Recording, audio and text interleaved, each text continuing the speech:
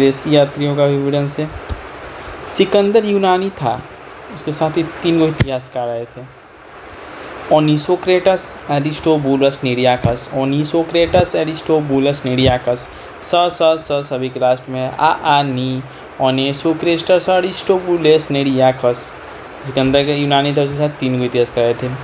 मेगास्थनीज जो भी यूनानी था, इंडिका लिखा बुक था उसका, चंद्रगुप्त मौर्य के टाइम में आया था। हुआ क्या था कि चंद्रगुप्त मौर्य लड़ाई किए थे सेल्यूकस निकेटर से, जिससे वो जीत गए थे। उसके बाद क्या हुआ कि वो उसने उन लोगों के बीच में ट्रीटी हुआ। ट्रीटी के तहत चंद्रगुप्त मौर्य ने हाथी दिया था उनको, सेल्यूकस निकेटर को। सेल्यूकस निकेटर अपने बेटी का विवाह कर दिया था इनसे, चंद्रगुप्त मौर्य से। और मेगास्थनीज अपने राजदूत को भेजा था इनके दरबार में, जो कि बुक इंडिका बुक लिखा, उससे मौर्य वंश के बारे में पता चलता है। उसके बाद आता है फाहियान, जो कि चाइनीज़ था, एक बुद्धिस्ट स्कॉलर था। इसके नाम का मतलब होता है धर्माचार्य। ये भी चंद्रगुप्त विक्रम द्वितीय के, मतलब ये चंद्रगुप्त नाम से जाए, चंद्रगुप्त विक्रम द्वितीय गुप्ता डायनेस्टी के समय आया था। गुप्ता वंश के बारे में इसके बारे में पता चलता है। इसका जो बुक था उसका मतलब फूकूची। फा से नाम था, इसलिए फा से शुरू किया, फाहियान तो फूकूची। तो वैनसेंग जो चाइनीज़ थे, हर्षवर्धन के टाइम में आए थे। ये जो है नालंदा यूनिवर्सिटी में मेनली पढ़ने के लिए आए थे, मतलब बहुत अमीर आदमी थे। इनका क्या हुआ कि हर्षवर्धन से इतना बढ़िया दोस्ती हो गया कि जनरली लोग जलने वलने भी लगते थे इनसे, दरबार के लोग की इतना बढ़िया दोस्ती हो गई। इससे हर्षवर्धन पर इतना ज़्यादा प्रभाव पड़ गया था, दोनों में काफ़ी गहरी दोस्ती था। तो वैनसेंग का बुक का नाम है CU की बुक। इतना बढ़िया दोस्ती थी कि इन्होंने अपने आमदनी का 1/4 हिस्सा धर्म के लिए दान भी देना शुरू कर दिया था हर्षवर्धन, इनसे प्रभावित होकर। संयुगन जो चाइनीज़ थे वो भी भारत आए थे। अब चारों को देखें, सिकंदर यूनानी के साथ इतिहास कराए थे। ओनिसोक्रेटस, एरिस्टोबुलस, निरियाकस। ओनेसीक्रेटस, एरिस्टोबुलस, निरियाकस, 3 गो आए थे। मेगास्थनीज यूनानी था, इंडिका बुक लिखा चंद्रगुप्त मौर्य के टाइम में आया। फाहियान चाइनीज़ था, बुद्धिस्ट स्कॉलर था, उसके नाम का मतलब होता है धर्माचार्य। फुकुची बुक लिखा चंद्रगुप्त विक्रमादित्य के समय आया, गुप्ता डायनेस्टी के बारे में बताया।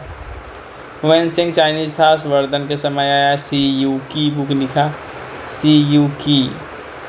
संयुगन चाइनीज़ था, वही भारत आया। अब हमें पढ़ते पुरातात्विक स्रोत का अभिलेख, भवन, स्मारक, सिक्का, मूर्ति, मंदिर सब आता है। तो अभिलेख के बारे में सबसे पहले पढ़ता है। अभिलेख के स्टडी को एपिग्राफी कहा जाता है। सबसे पहले अशोक के द्वारा जारी किया गया जो अभिलेख है, और अब से अशोक के द्वारा जो अभिलेख जारी किया गया उसमें ब्राह्मी खरोष्ठी ग्रीक अरमाइक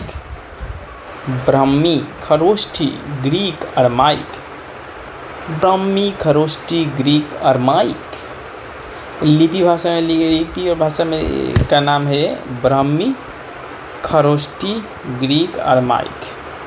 इसे खोज करता है पादरेटी फैंथेलर। इसे खोज करता है पादरेटी फैंथेलर। अब ब्राह्मी वाला जो है उसको जेम्स प्रिंसेप जो है सबसे पहले पढ़ पाए। ब्राह्मी में जो लिखा होता है उसको जेम्स प्रिंसेप सबसे पहले पढ़ पाए। अब कुछ अभिलेख के बारे में देख लेते हैं। इस पर फिर से हो गया ब्राह्मी खरोष्ठी ग्रीक अरमाइक, इसको खोज करता है पादरेटी फैंथेलर। अभिलेख में हाथी गुम्फा जो था वो कलिंग नरेश खरवाल के समय अभिलेख का हुआ। हाथी गुम्फा हो गया, हाथी बहुत बढ़िया, बहुत ज़्यादा भेड़ खावेल। हाथी गुम्फा हो गया खारवेल, कलिंग नरेश खारवेल, हाथी का लिंग लो खा जाओ खारवेल। जूनागढ़ गिरनार, रुद्रदामन जो था शक डायनेस्टी का। जूनागढ़ गिरनार में मिला रुद्रदामन शक डायनेस्टी का। नासिक से मिला गौतमी पुत्र सतकर्णी सतवाहना डायनेस्टी वाले। प्रयाग प्रशस्ति मिला समुद्रगुप्त के समय से। एहोल प्रशस्ति मिला पुलकेशिन द्वितीय के टाइम मिला एहोल, प्रयाग, समुद्रगुप्त प्रयाग प्रशस्ति, पुलकेशिन द्वितीय एहोल प्रशस्ति। नासिक हो गया गौतमी पुत्र सतकर्णी। जूनागढ़ गिरनार हो गया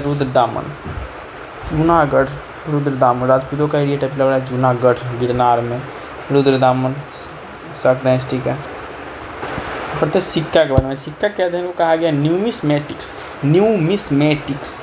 सबसे पुराना सिक्का जो था उसका आहत सिक्का, उसका नाम चांदी का था, आहत सिक्का उसको कहा जाता है। सबसे पहले लिखा हुआ और फोटो बना हुआ सिक्का जो था वो हिंद यमन शासकों ने जारी किया, हिंद यमन शासकों ने। और इस सिक्का को ड्रम कहा जाता है, इस सिक्का को ड्रम कहा जाता है और इसको जारी किया हिंद यमन शासकों ने। सबसे ज़्यादा सिक्का जारी हुआ गुप्ता डायनेस्टी के टाइम में और सबसे शुद्ध सिक्का कुषाण। सबसे ज़्यादा जारी हुआ गुप्ता और शुद्ध जो था एकदम कुशल कारीगर जो था शुद्ध कुषाण डायनेस्टी में।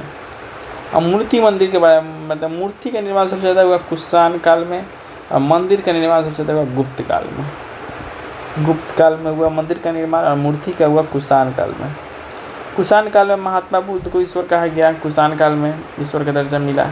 महात्मा बुद्ध का प्रथम प्रतिमा है जो किसी मनुष्य का होता है, उनको कुषाण काल में ही महात्मा ईश्वर का लोग ईश्वर मानने शुरू किए। देवगढ़ का देशावंतर मंदिर जो यूपी में है वो फेमस है गुप्ता टाइम के लिए। लॉर्ड विष्णु जो है शेषनाग पे इसी में लेटे हुए। देवगढ़ का देशावंतर मंदिर है गुप्ता टाइम के लिए फेमस है। इसमें विष्णु भगवान शेषनाग पर लेटे हुए हैं। देवगढ़ का देशावंतर मंदिर गुप्ता टाइम के लिए। कुषाण काल में महात्मा बुद्ध जो थे उनको ईश्वर कहा गया। हम लोग पढ़ते हैं पाषाण युग के बारे में। पाषाण युग स्टोन एज, मानव को उत्पत्ति से लेकर 3000 BC तक जो था पाषाण युग था। इसका जानकारी जो है पत्थर के औजारों से मिलता है। 3 पार्ट में इसको बांटा गया है। पहला पूरा पाषाण, मध्य पाषाण, नव पाषाण। पूरा पाषाण सबसे पुरान हो गया पूरा पाषाण। मानव उत्पत्ति से लेकर 10,000 BC तक। सोहन नदी क्षेत्र में पाया जाता है इसलिए सोहन सभ्यता भी कहा जाता है। मध्य पाषाण जो है उसमें छोटे छोटे पत्थर का औजार सूक्ष्म पाषाण कहा जाता है इसको, मध्य पाषाण को सूक्ष्म पाषाण। नव पाषाण जो है इसमें पॉलिश्ड उपकरण संस्कृति मिला, पॉलिश्ड नया नया पॉलिश्ड था। अब मध्य को स्मॉल स्टोन कहा गया। मध्य था 10,000 से लेकर 5500 तक और नव पाषाण था 55 से लेकर 3000 तक। पूरा पाषाण को सोहन, पूरा को सोहन, मध्य को सूक्ष्म पाषाण और नव को पॉलिश्ड पाषाण, पॉलिश्ड उपकरण संस्कृति। इसके आगे देखेंगे नेक्स्ट वीडियो में।